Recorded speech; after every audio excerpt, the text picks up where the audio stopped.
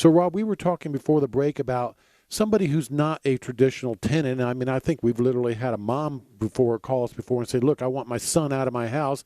I can't get him to move out of my house. Right. How do you evict somebody who is not a traditional tenant, who's somebody who's not paying either cash rent or rent in the form of services? How do you get somebody out of there? First of all, what do you call that kind of lawsuit?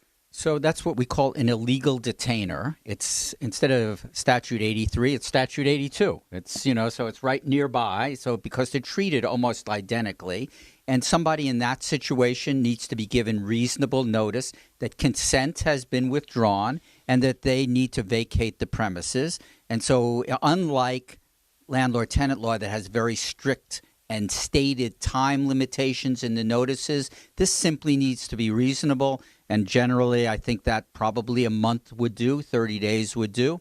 And if they fail to get out, the procedures set forth in Statute 82 are virtually identical to an eviction. And so you file a complaint, you pay the filing fees, and you move it through what is essentially an eviction process and get a writ of possession, just like you would for a rental.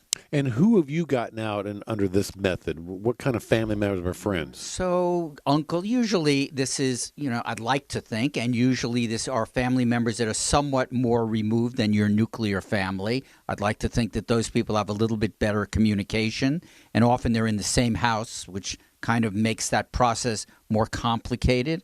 But it often is further removed family members or typically a friend that you were trying to help out.